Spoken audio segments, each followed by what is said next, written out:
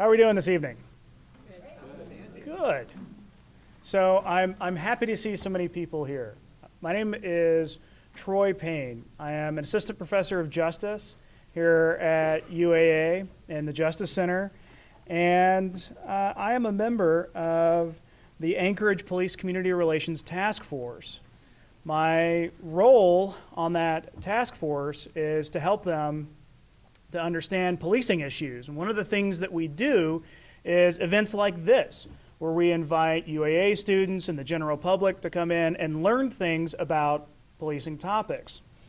So, on behalf of Dr. Green, Chair of the Anchorage Police Community Relations Task Force, I'd like to welcome you here to our community forum on police stops, sponsored by the Anchorage Community Police Relations Task Force. I would like to say that as often as I possibly can tonight, apparently. Also sponsored by the University of Anchorage, Alaska, that's us, UAA, the Justice Center, and the Anchorage Police Department, the Anchorage Equal Rights Commission, and the American Civil Liberties Union of Alaska. As you can tell by all of these different sponsors, we had to coordinate quite a lot to get this together. So we're really happy that we've got this, this turnout here. The way the format is going to work is we're going to invite an officer that conducts traffic stops on a regular basis, Officer Butler, to walk us through the traffic stop and what that looks like. After that, we'll have a presentation from the Executive Director of the Alaska Civil Liberties Union, or the, American Civil Liberties Union of Alaska, and then we'll have time for questions and answers afterwards. I'll be moderating that part and directing questions to the right people. I do want to set a couple of ground rules for the questions right off the top so that there's no confusion about questions. The first is that nobody here is going to give you legal advice. Please do not ask about particular circumstances where you're seeking legal advice. You're not going to get it. The other thing that I would like to say is that we're not going to be answering any questions about ballot measure 2, which, in case you've not been paying attention, that was the ballot measure to legalize marijuana. Nobody knows the answers to any of your questions. I think it's going to make sense for us to have another community forum at a later date where we can talk about the questions and answers that we have, but honest to goodness, right now, nobody is going to have answers to any of your questions, so it's probably not a good use of time. That's really about it. I want to keep this as short as I possibly can, so I'm going to invite Officer Butler to come up and talk to us about traffic stops.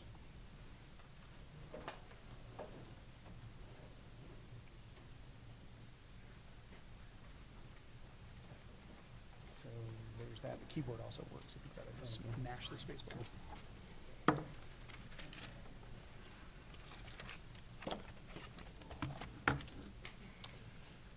Well, thanks. Again, I'm Officer Butler with the Anchorage Police Department. I've been a police officer now for 6 years. I've been a member of the Anchorage Police Department SWAT team for 2 years. I'm a field training officer, defensive tactics instructor, and an officer survival instructor. And I'd like to thank, just like Dr. Payne thanked already, basically people who made this happen, the sponsors and such. It's nice to be able to come together and ask questions in a constructed manner and just gain some information for you once you go out there and talk to your family and friends about. And it's nice to hear Dr. Payne say that we're not going to do any what ifs, kind of hypothetically speaking. It's kind of funny because we get those all the time on the street. But today I will be talking about conducting a traffic stop. We'll be going over a couple of the common questions that we see with traffic stops. And yeah. So what reason does an officer need to have to stop a vehicle? Officers conduct traffic stops based on reasonable suspicion. Reasonable suspicion is evaluated using the reasonable officer or reasonable person standard. Simply stated, that's basically where a reasonable person given the same circumstances would develop or would, I'm sorry, let me back up here. Could reasonably suspect that a person is or is going to commit a crime.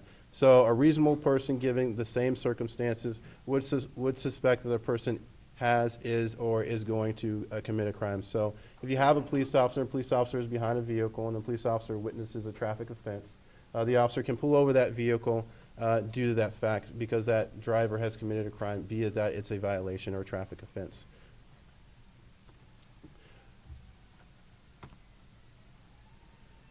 So what does the driver need to do once a traffic stop is engaged? We would recommend that the driver pull over to the right side of the road or to the nearest safest location. If that location is on a highway, if you're driving on a highway and if you've been pulled over with a traffic stop, we recommend again that you pull over to the right side of the road. If there's an exit that's close or if there's a pull off that's close, we recommend that you go to the exit and stop there or go to the pull off. And we recommend that because it's a safer area for the driver and for the officer due to the flow of traffic. If a traffic stop is conducted within a residential area, we recommend that the vehicle pull over to the right if there's ample room. If not, we just recommend that the driver just pull over where they're at and wait for the officer to give further instruction.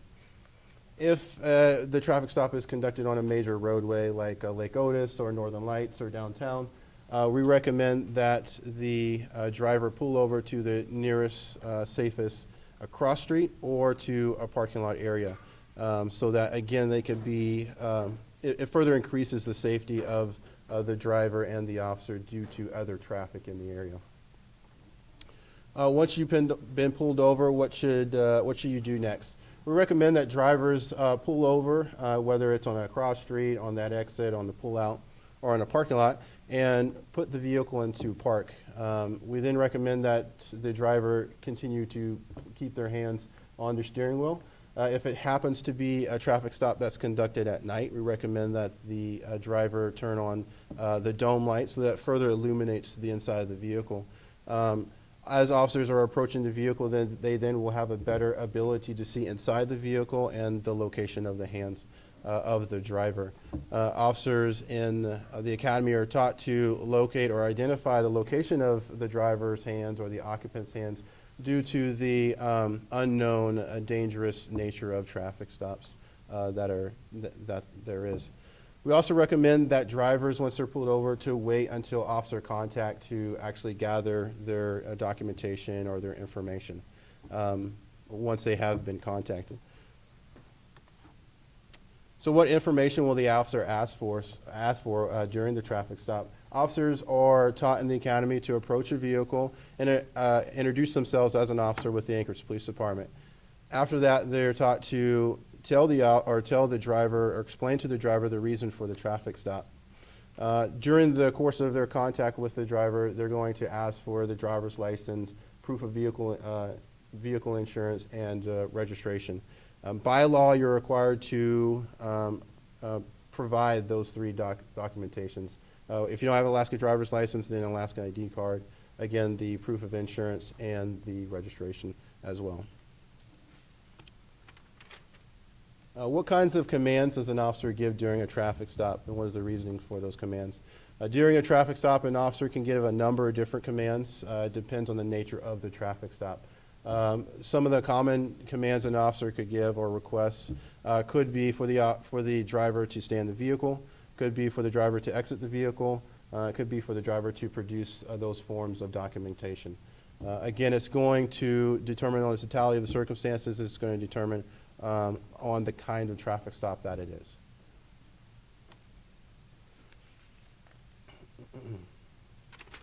So what if I carry a weapon in my vehicle? Per Alaska statute and municipal ordinance, if you are carrying a concealable firearm, it's your duty to notify the peace officer or law enforcement officer immediately upon contact that you have a concealable firearm with you. So that goes the same with the vehicle. If the driver inside the vehicle has a concealable firearm with them, then the driver should immediately, so that might mean that you interrupt the officer during his initial contact, him introducing himself, him telling you the reason why he stopped you, or to wait for a break in his conversation to be able to tell the officer that, hey, I have a concealable firearm, I have a firearm with me. Same goes with occupants inside of the vehicle. If police officer is contacting the occupants inside of the vehicle, then that occupant has a duty to report or to inform the officer that he's carrying a concealable firearm or a firearm with him on his person.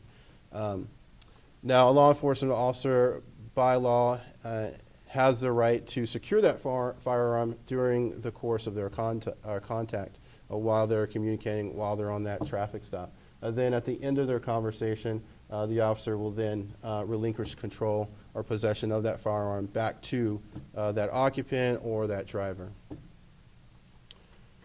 Do my passengers have to cooperate with the officer in the same manner as providing identification and other personal information? Passengers inside of a vehicle where a traffic stop is conducted for the purposes of a traffic offense do not have to provide identification to the officer. However, when there are traffic stops that are based upon reasonable suspicion that the occupants inside of the vehicle have committed some type of a criminal offense or some type of, or may it be a warrant or theft or something like that, and a traffic stop is conducted, then the passengers inside of the vehicle or that passenger would have to provide the required documentation.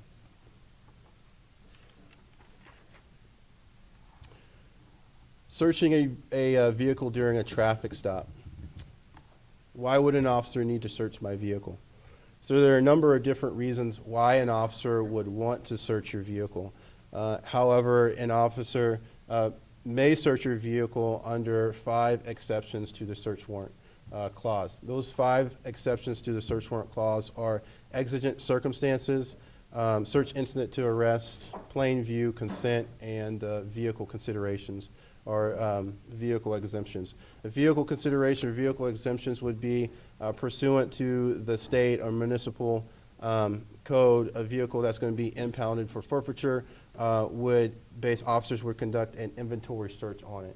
An inventory search would basically just consist of officers identifying valuables inside the vehicle and documenting those valuables and or damage that's inside or outside of the vehicle.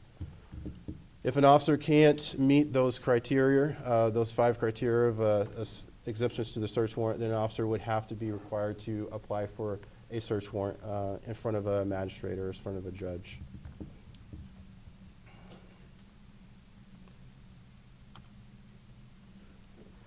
So how does an officer determine whether or not to give me a ticket? In the arena of traffic law enforcement, officers are given the ability to use their discretion or their professional judgment to be fair and firm in determining whether or not a citation is going to be issued. Now, there are many different factors that weigh in determining whether or not a citation should be issued. Those factors could include seriousness of the offense that the person just committed, the location, the time of day, driver experience, whether or not the driver is out of state, a non-resident. There's many different factors. Discretion has to deal with the totality of their circumstance, everything involved. An officer can and an officer should continually assess that information as the traffic stop is evolving, as those totality of circumstances are coming in, to determine whether or not that officer is going to issue a citation. Now, so the forum for debate on citations that are issued at the time of the traffic stop shouldn't be at that traffic stop. If you feel as if you feel as if you shouldn't have gotten that traffic citation, then that location isn't the time to actually debate about it. However, the person who's been given the citation has a right to have that issue or that traffic citation adjudicated within traffic court. So they can, it's your right absolutely to go to traffic court and explain your circumstance, why you think you should not have been given the citation to a magistrate or to a judge. And it's up to the court to decide whether or not you will be held responsible for that. It's absolutely your right. Now, there are some more serious traffic offenses where officers have limited to basically no discretion upon whether or not a citation is to be issued. Those more serious traffic offenses include red lights violations. They include stop sign violations, failure to yield violations, speeding in excess of 10 miles per hour over the posted limit, speeding in a school zone no matter how fast you're going over the posted limit, and careless driving. So those are the more serious type of traffic offenses where officers are limited on their discretion, limited on their ability to determine whether or not they can issue a warning or a citation. What are some scenarios in which a traffic stop will result in arrest? Those scenarios could include offenses where the driver is driving a vehicle with a license revoked or suspended, where the driver is driving a vehicle without valid vehicle insurance, where the driver is driving a vehicle while under the influence, or where the driver is driving a vehicle with a warrant or has committed a arrestable offense. Be it a misconduct involving a weapon, misconduct involving a controlled substance, or theft that may have just occurred. It's a common practice at the Anchorage Police Department where if the driver is to be arrested or if another occupant inside the vehicle is going to be arrested, that another officer arrived on scene and assists that original officer with placing that person into custody or placing that person under arrest. And we do that basically for the safety of that person who's being placed under arrest and for the safety of the officer. Why would there be several officers responding to what appears to be a routine traffic stop? So the common misconception is that there is a routine traffic stop. Each traffic stop is unique. Each traffic stop has its own totality of the circumstances. No one is the same because every person is different. Every circumstance is different. While there would be several officers responding to a traffic stop, could include an incident where an officer is going to conduct standardized field sobriety tests on a driver to determine whether or not that driver is impaired. Another officer would arrive on scene. Now, if there's additional people inside the vehicle, another officer would arrive on scene, now totaling to 3 officers. And again, that's basically for the safety of the person who's conducting standardized field sobriety tests, the people in the car, and for the officer as well, so that everybody could remain safe.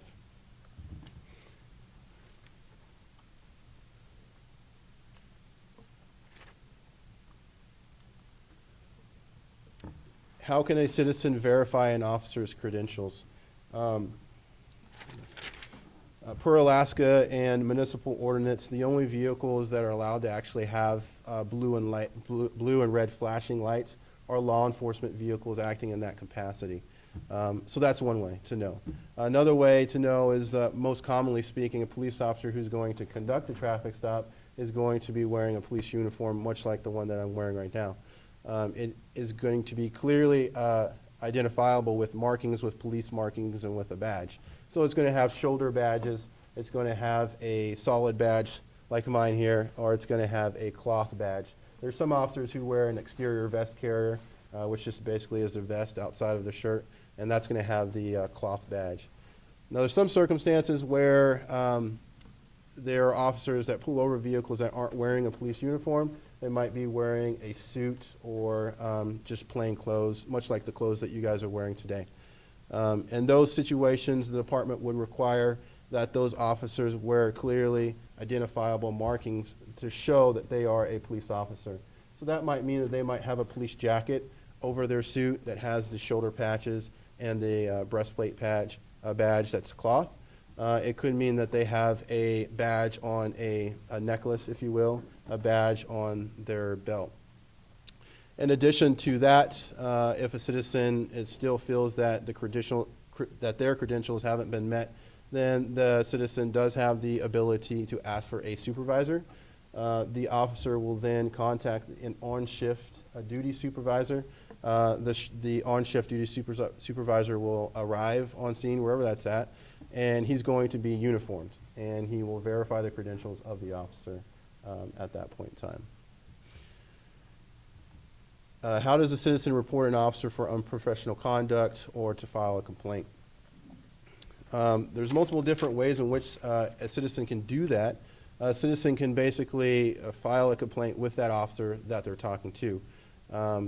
The officer would then, the department would require that officer to contact a supervisor, and the supervisor would then come on scene if the citizen requested it. The citizen may say, hey, I want to file a complaint against you. That officer again would contact the supervisor, and the citizen would say, well, just have him call me.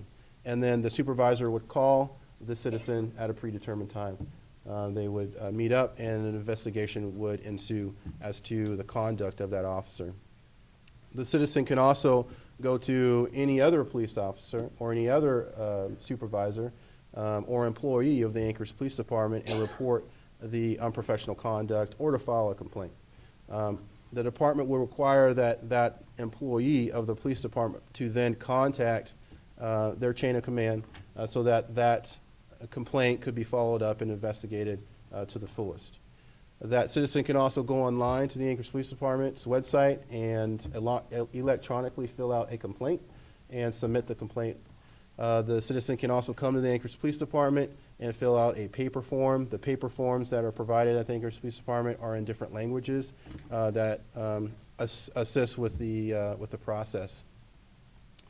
That person could also just come in and talk with somebody at the Anchorage Police Department as well. We take complaints very seriously at the Anchorage Police Department.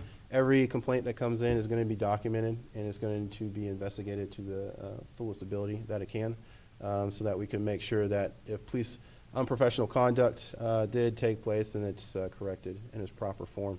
The flip side of that is that if you are talking or have contact with an officer, or if you're watching and you want to give praise for an officer because the officer did a good job at whatever he was doing, you can still contact the Anchorage Police Department and report that, and it will get put into his file, and the officer will know, so that the officer can receive that little bit of praise. It's good to hear those things. Here's some forms, some ways in which you can contact us. Nixle is a good way that you can actually receive information from the Anchorage Police Department via email or text. You can go to online, or you can download the application on your phone, in which case it will send you information that's happening in your neighborhood or throughout the community. This is important if there's a collision, traffic accident that happened, is now backing up traffic. You could get a text or an email alert about that. Or if there's multiple police officers in your neighborhood and you're kind of wondering what happened, you could get a Nixle alert saying that there is somebody who's trying to run away or elude police officers, maybe the description of the person, to contact police officers if you see somebody matching that description.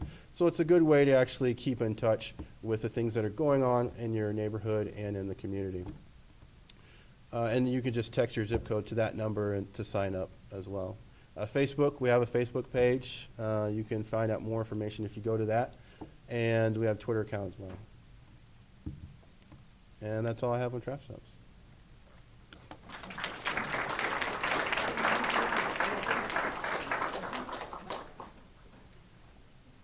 All right. Thank you very much. I have so many questions, but I promised that we would do them after the next presentation. So I am incapable of talking and operating a computer at the same time, so give me just a second. My students are amused by this as well, so.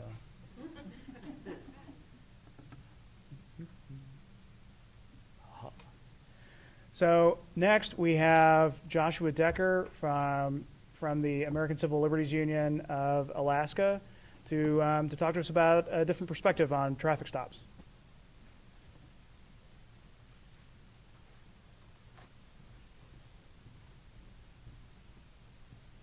And the clicker for the... Yes. That's it. Okay. And the button that's not labeled is the one that I've worn off the... That's terrific. Thank or you. You can mash the space bar. Okay.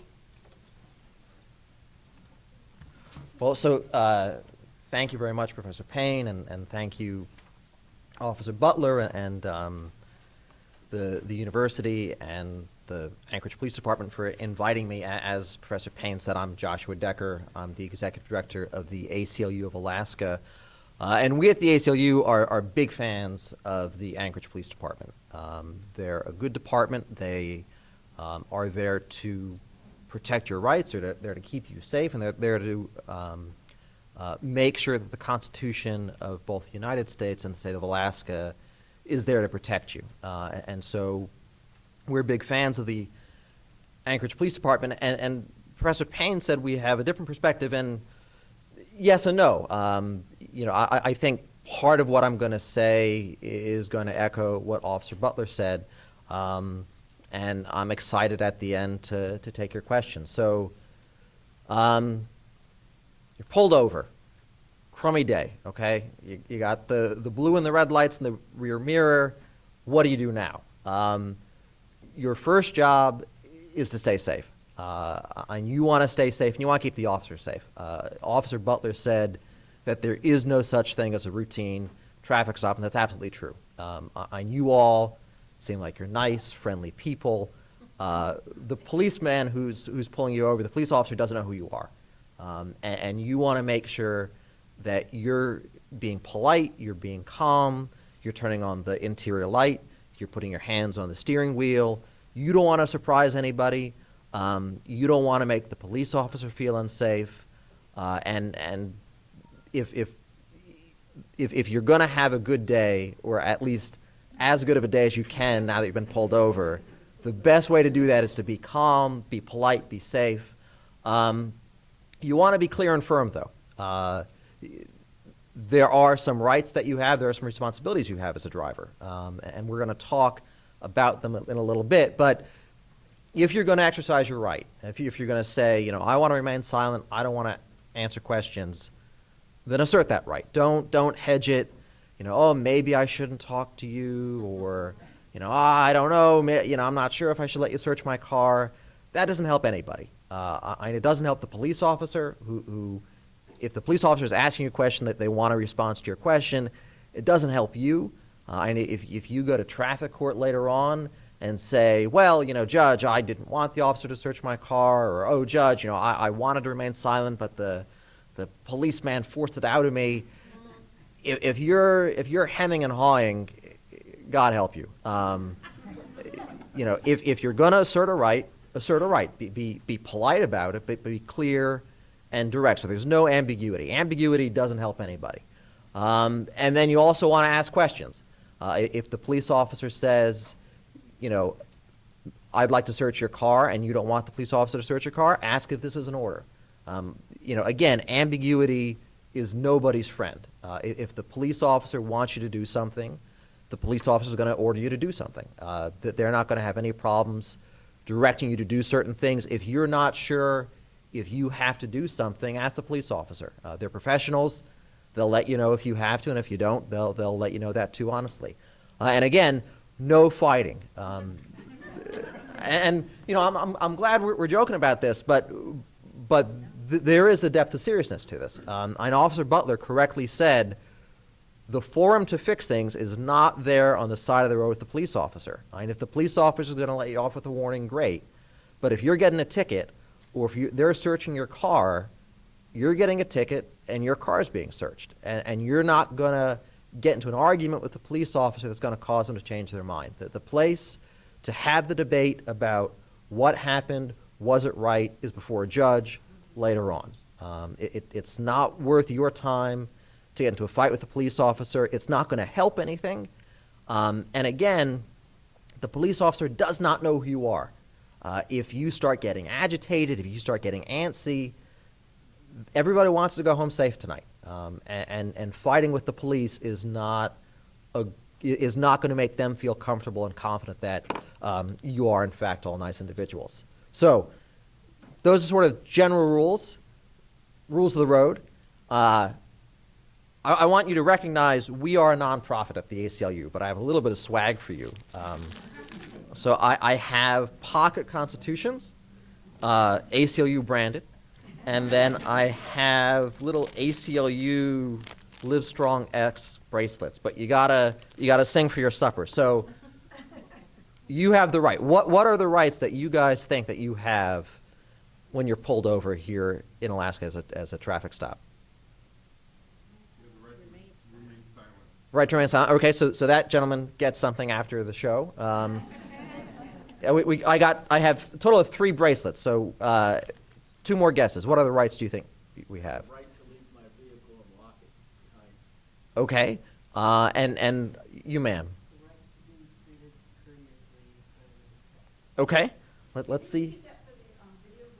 Sure. So the first gentleman we had, you have the right to remain silent. The second gentleman said you have the right to leave the vehicle and lock it. We can touch on that in a minute. And then this woman mentioned you have the right to be treated courteously and respect, treated with courtesy and with respect. So, right to remain silent, absolutely. Drivers, passengers, we've all seen Law and Order. It's an amazing TV series, like 30 years long. You have the right to remain silent. One exception: if you have a gun, you have to tell the police about it. This is for your safety, this is for their safety, and it's the law. And there's no ambiguity there. So if you have a firearm on your person, in the car, tell that to the police officer right away and ask the police officer, what should you do? It's going to depend on the circumstances. They may want you to leave it, they may want you to give it to them. You tell them, I have a gun, what do you want me to do? Aside from that, if you don't want to answer questions, you don't have to answer questions.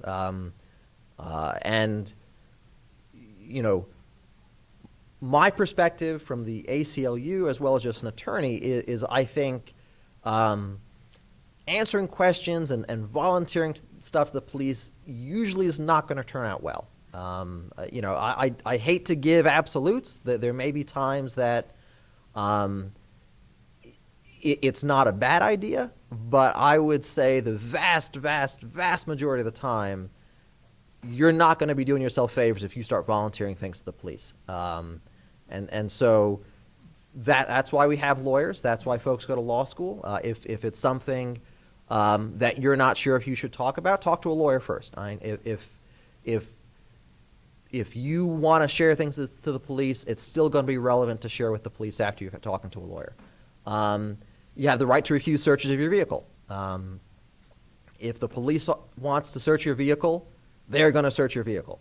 But if they're asking you for your permission, do you mind if I search the trunk? Do you mind if I search this? If they want to search it, if they have the right to search it, they're going to search it. They're not going to need your permission. So again, I think discretion is the better part of valor here. You're not going to be doing yourself favors if you voluntarily open yourself to be searched. You're not living in your car, I hope. You don't know what's in there 24/7. I'm sure you're all good law-abiding citizens. It would be an awful shame if your roommate put, 10 grams of coke in the car, or, ballot measure 2 just passed. We don't know what that's going to mean. I'm sure none of you smoke marijuana because it's illegal, but it'd be a shame if the buddy who borrowed your car left a joint in the ashtray. You do not know what's in the car. You're not going to gain anything by volunteering a search. If the police want to search your car, if they have the right to search the car, they're going to search your car. And again, the place to fight about that is before a judge. If you don't think the police have the right, but they say, no, this is an order, I'm searching the car, make it clear that you don't agree, and then fight it out before the judge. That's why we elect judges. That's why we pay them their salaries. In terms of your IDs, if you are a driver of a car, you have to show your driver's license. If you don't want to do that, don't be driving cars. Aside from that, you don't have to show IDs. If you're a passenger, you don't have to show your ID. Immigration is not related at all to your licensed ability to drive a vehicle, so you don't need to show proof that you're in the United States with authorization. You have the right to say, I'm going to show you my license, but I'm not going to show you my passport. I'm not going to show you my visa or my green card. You have a right to be treated equally and fairly, which the Anchorage Police is great about, to not be pulled over because you happen to be wearing a purple shirt and gray suit. You have the right not to be pulled over because you're a white guy who's balding, or because you happen to have any sort of characteristic that's irrelevant and not related to, is there a reasonable suspicion that you committed a crime? And you know, I would say the Anchorage Police Department's very good at treating folks here in Anchorage respectfully. And then you have the right to leave with permission. You know, again, you want to talk to the officer and get permission before you do anything.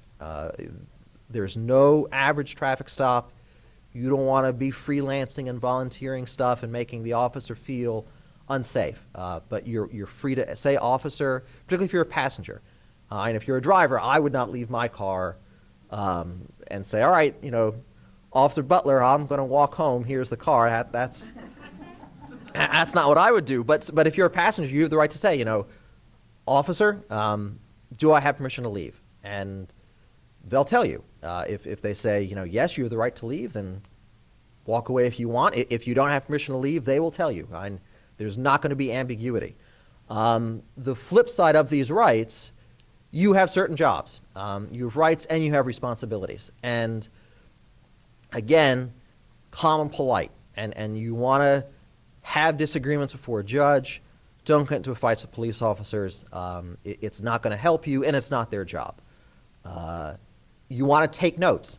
If you say, you know, this traffic stop is wrong, you know, I didn't run that red light, or, you know, the police officer abused my right, they searched my car without permission, or whatever, take notes, write stuff down, do it right away, so when you go before the judge, you have the ability to say, you know, judge, this is what happened. The police officer is going to say, judge, this is what happened, and the judge is going to make the decision. But if you don't write it down then and there, if you wait 6 weeks after the fact and then try to remember, oh, judge, you know, maybe I did this, or maybe I did that, and the officer might have said this and might have said that, good luck.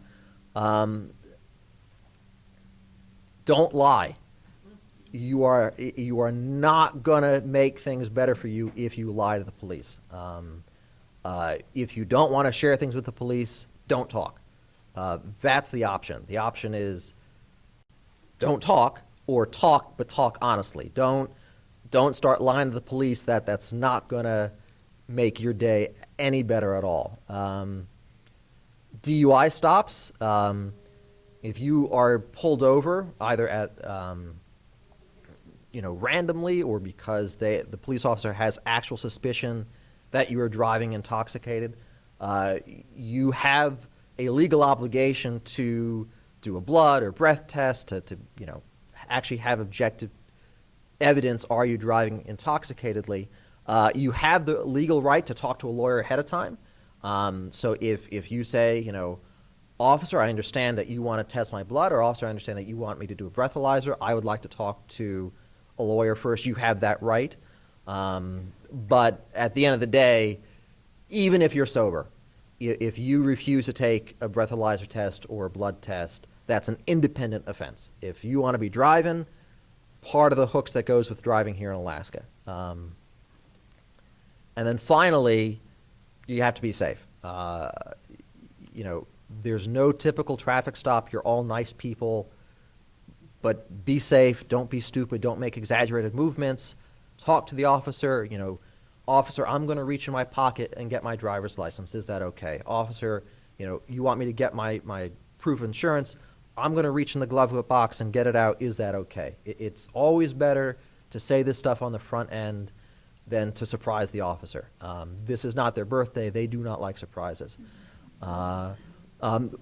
So I think, you know, there was a lot of commonality between what I said and what Officer Butler said. One thing I would push back on a bit, Officer Butler mentioned at traffic court how you have the opportunity to tell the judge what happened, and that's true, but it's the state, it's Anchorage, it's the government's burden to prove to a judge what happened. And sometimes, not just in the traffic context, but in criminal cases generally, people get themselves in trouble because they volunteer things to the judge. Oh, judge, I was speeding, but I had to get home because I had a turkey in the oven.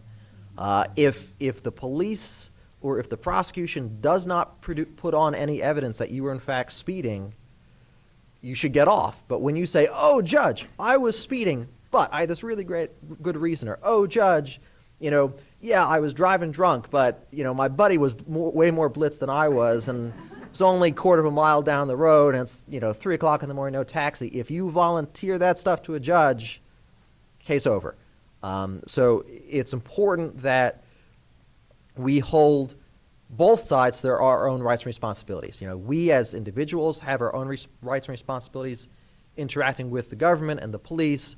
The flip side is the government has this similar rights and responsibilities. And one of those rights, and I don't want to sound corny, but this is one of the reasons why we founded the United States, and this is one of the reasons why people came to Alaska and made it a state. It is to enshrine those very rights that people literally fought and died for. And one of those is that you are innocent until the government puts on enough proof to convince a judge or jury otherwise. You're innocent. And if they don't put on proof, they don't put on proof. That's the rules of the road that we as Americans and as Alaskans have agreed to. So I would just encourage you, before you volunteer things to the judge in traffic court, to hear what the other side says. If they don't have anything, you probably don't want to say much yourself. And that's it. And for those of you who are law and order aficionados, come see me afterwards, and I'll give you a constitution and a bracelet. Thank you very much.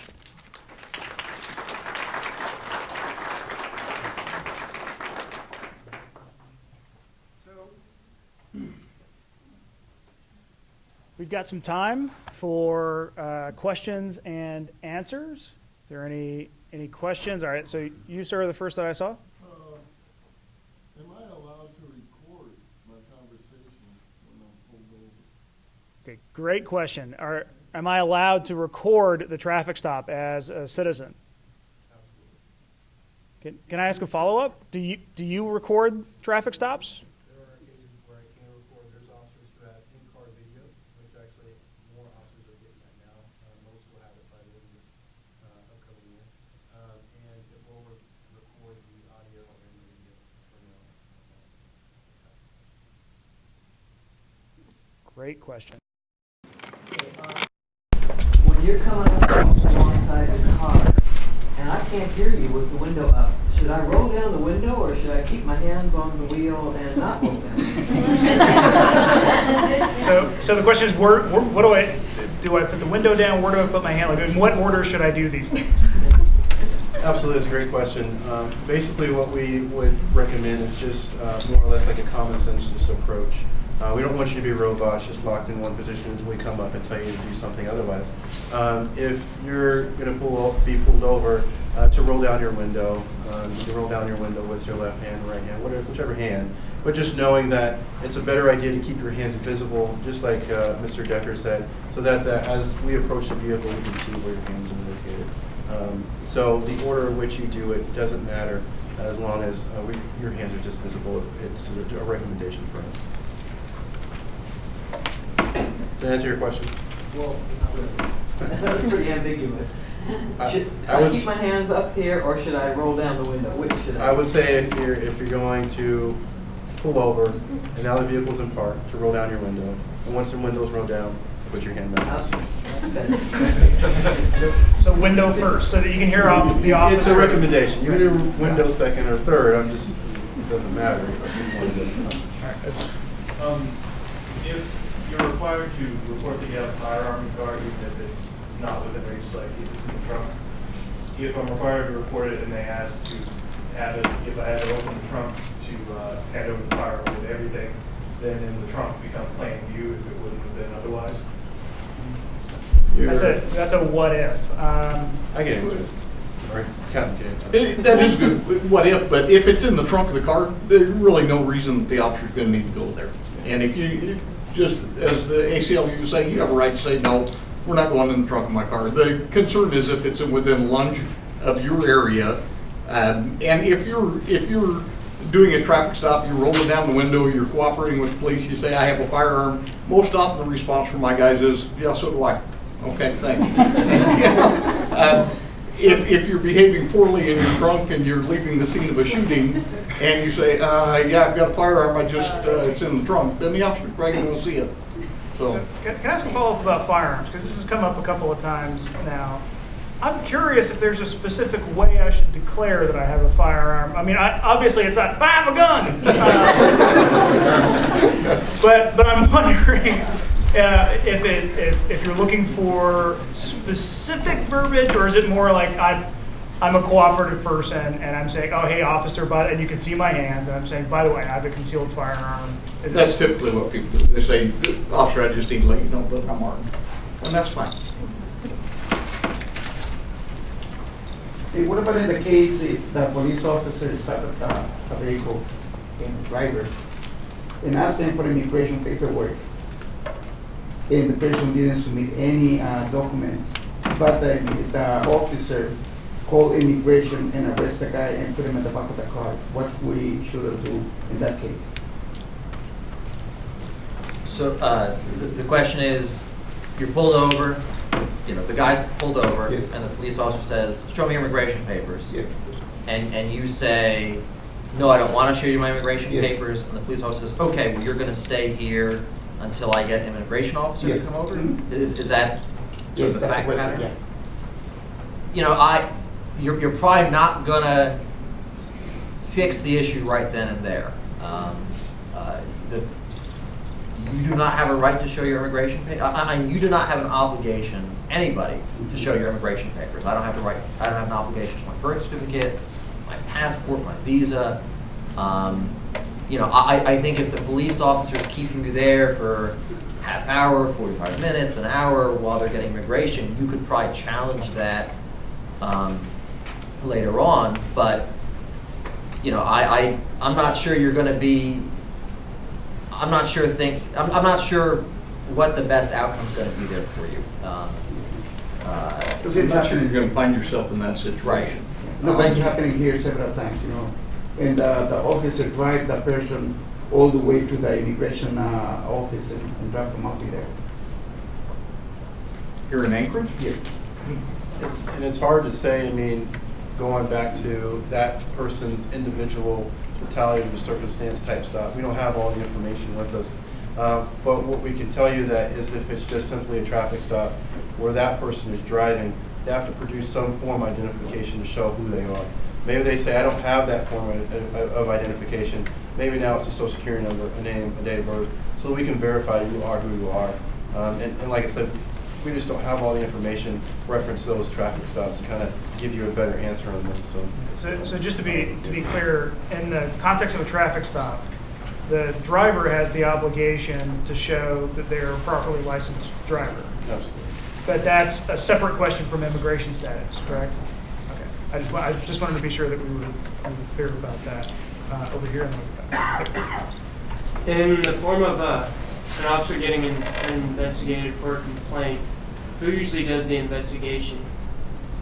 It depends upon what the complaint is for. There are several levels of complaints. I haven't introduced myself. I'm sorry. I'm the commander of the patrol division, so all of the uniformed officers work for me. I have roughly 42 sergeants who run the shifts for me. The sergeants typically conduct the investigation if there's a complaint against an officer. That officer sergeant will conduct it. Unless it is a serious allegation, then it's conducted by the Internal Affairs Division. If the complaint is against a sergeant, then someone of a higher rank, a lieutenant, would conduct that investigation. Or if it's against one of the lieutenants, then I would. If it's a complaint against me, the chief or his designee would. So. Thank you. Yes, sir. Yeah, my question about leaving the car and locking. And I'd like to get that addressed for a couple of reasons. This part about lunging for a weapon inside the car and allowing exigent circumstances, but search of the car. If you left the car, not only do you avoid all of those search problems and possible misinterpretation about lunging for a weapon inside the car, but you also eliminate the possibility of the car being used as a weapon. So is it legitimate to when stopped, park in a good, a safe spot, leave the car and lock it? A, that was my first question. The slide up there said you must declare a firearm, and it showed pocket knife and a utility knife. Are those included in the firearm category? And thirdly, we've known that there have been peace officers convicted of rape and extortion of sexual acts. Is it appropriate to drive to a state trooper's office or the police headquarters when signaled to stop in order to avoid that circumstance? Okay, so we've got a series of questions here. I'll take them in order. The first one is, when I get pulled over, can I step out of the car and lock it behind me? Absolutely, yeah. You can. Our recommendation is that you stay inside the vehicle due to the fact that it's probably going to be safer given the location of the traffic stop. Traffic stops are done on roadways where vehicles are present. There have been many cases where officers have gotten hit by cars, and the person's vehicle has been hit by cars. So typically speaking, it's safer to stay inside of the vehicle. However, if you feel as if you need to exit the vehicle, the best thing to do is to wait for police contact and say, hey, I want to exit the vehicle because of this.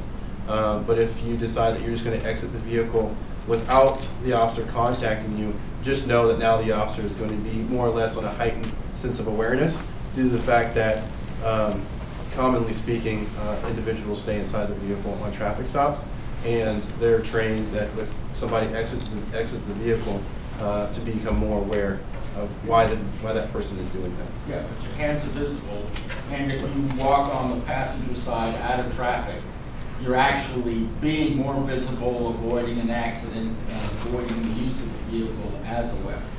I'm not saying that you can't do that.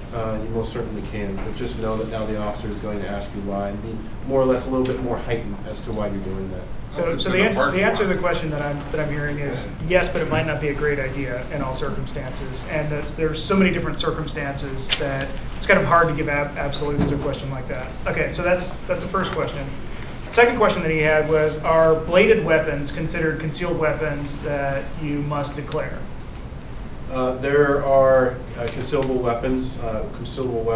There's a list of those, and it doesn't just include firearms. So it can be like a fixed blade knife up to a certain length. And if you have it like a fixed blade knife that's 6-7 inches long, it's a concealable firearm or concealable weapon. You have to notify an officer about that. Yeah, but you have pocket knives. And Pocket knife, you do not need to. So it's codified in the statute. Well, and you know, I think the sensible thing when it comes to weapons is to disclose. And you're allowed to have knives. You're allowed to have guns. You know, unless there are some circumstances if you're a felon, you're not allowed them. But the average Joe is allowed to have these. So simply saying, "Officer, I have a knife," that in and of itself is not going to get me arrested. It's not going to get me a ticket. The job is you don't want surprises. You don't want the officer 5 minutes into the conversation to see a knife in your pocket or something. I think when it comes to those things, one, where it's a safety issue, and two, there is a law that sets out an obligation to disclose certain types of weapons. I'm not sure if the best solution is to try to find the exact precise contour of what is my legal obligation. Is it 6 inches? Is it 5 inches blade? I think the more sensible thing is to say, officer, I have it. And if they say, great, thanks for telling me that. To me, I think that's like the wiser course of action. So what I'm hearing there in response to the weapons is, when in doubt, say, by the way. Okay.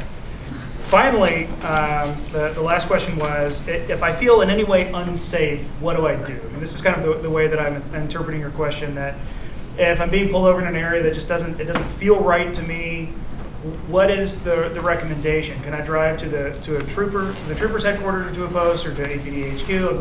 What is it that I should be doing? What you have to do, if an officer activates his emergency gear, you're required to pull over to the right. And so, if you feel that there are circumstances that that's not the correct answer, and it certainly could be that is the circumstance, activate your flashers. Let the officer know that, okay, I see that you're behind me. Okay? So that lets him know you're not running from him, that you're acknowledging his presence. Hop on the telephone, call 911. Nothing wrong at all to call 911 and say, hey, I'm being stopped at Northern Lights and C Street by a car and I'm not sure it's a cop. Dispatch is going to tell you whether it's a cop or not, because the officer's going to have been being called in the traffic stop. There's nothing wrong with staying on the phone with the dispatcher as the officer makes contact, so that you can make sure that in fact that's an officer making contact with you and doing the stop. I believe you asked the question, can you record the conversation? Very recently, everyone's got a cell phone, right? Everyone's got a cell phone. Seems like every traffic stop you do, somebody's got a cell phone pointing at you, recording it. Okay, you know, cool. There are lots of things that you can do. What you don't want to do is be at Eklutna and say, I'm going to go to the Fairbanks police station and stop. Because you're probably, as Josh was saying, it's probably not going to work out real well for you. You know? So if you have concerns, certainly we want you to feel safe. You know, activate your flashers, call dispatch. You can pull over, roll the window down an inch and say, you know, officer, show me a radio, show me an ID. Every Anchorage police officer has a card signed by Chief Mark Mew that says he's a police officer. And if you ask an officer to see it, he's going to show it to you. Pure and simple. And then the other thing, you could always ask for the supervisor to be present also. All right, I think we have time for one last question. Just a quick question on the proof of insurance. Can it be electronic Sure. On your cell phone? on the cell phone? Okay. All right, so that was too fast. We have time for one. I have a question. I've been told this is a weapon, and so when I try to tell officers that I need this to walk, I'm told leave in the car and walk to their vehicle in the past, and I have fallen on my face. And I try to also give the information that I've had head trauma and present paperwork, and it's been crinkled up and thrown on the ground or met with a good attitude. This gentleman and I have had contact in the past. I know who you are. My dad was a cop in this town for quite a long time, and so, but that's neither here nor there. But do they carry cards now that for the CIT or ICIT, I think it's CTI, certified by Wendy Shackelford for head trauma people or people with anything, because you say that you're supposed to tell them that I'm reaching for this. Sometimes those head trauma people don't follow that. We just react and reach. And some of us have been shot. In Memphis, there was a man shot dead reaching for a comb. Just recently in South Carolina, there was a man shot reaching for his wallet. And each have had head traumas or had sight problems. I'm involved in a lot with Access Alaska. So there's another person who's in the room that is with the same group I am at. I won't put them out, but they've had wonderful experiences with the APD. So the two questions. Yeah, so the question is a cane considered to be a weapon? I've been told it. If I'm pulled over and I need a cane to be able to walk, is that something that I'm able to exit the vehicle with? So first off, just generally speaking, can a cane be used as a weapon? Absolutely. Now, one of the most important things is communication. Just like you're saying, is to notify the officer that you have this impairment, physical impairment, physical handicap, whatever it is that you actually need this cane to walk with. And then the officer will take that into consideration and actually facilitate whether or not you actually have to go from a different location. I can tell you from personal experience that I've been on a call with an individual and her caretaker, and she had a mental handicap or mental disability.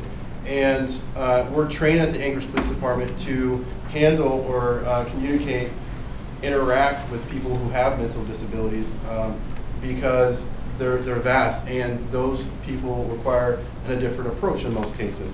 I was talking with her and talking with the caretaker, and then the person with the mental disability or handicap lunged and grabbed my handgun.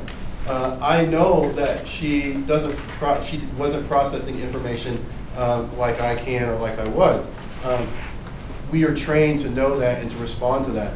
I didn't shoot her, and I didn't hurt her in any way. I simply just grabbed her hand and told her that was unacceptable behavior. You're one of the good guys, and the officer next to you is too. Yeah, I've had dealings with him. We have officer, again, our department has been very good with training its officers. It's called crisis intervention. We have a select group of officers at the Anchorage Police Department on this team, crisis intervention team, that deal with people specifically. They're able to identify what kind of mental disability or handicap individuals have, and to work with them when they come into contact with law enforcement. So, Yeah, and I would like to echo something that was said earlier about the complaint process. I've spent some time with Chief Mew on a variety of projects, and I've spent time with members of the Anchorage Police Department. And I can tell you genuinely, they want to hear complaints. They want to know when they've done something that the public finds unacceptable. And so I would absolutely encourage people, if you've had any sort of experience with APD that you find unsatisfactory, to let them know, because it's not just them saying it. They genuinely want to know, because they want to provide good service to the community. And I think on the whole, APD does a great job of doing that. You know, being here at events like this says a lot. I mean, we have an officer, a captain, and the chief of police here. And that's a lot of police resources to put towards an event like this. So, but we are just barely out of time, a little bit over time. I'd like to thank everybody for coming. I would absolutely like to thank all of the sponsors for this event, the Anchorage Police Department and the American Civil Liberties Union for showing up. If you have questions that go kind of beyond what we were able to do tonight, I know I'm going to be here for a few minutes. I'm happy to answer any sort of questions that you have. We may have some other folks here as well. If you have questions about the Anchorage Equal Rights Commission, we've got some information over here. And if you'd like to know about the Justice Center, there's lots of us here that can tell you all about the Justice Center at UAA. Or the Anchorage Community Police Relations Task Force. There's also evaluation forms that are, where are those? Are those just kind of going around?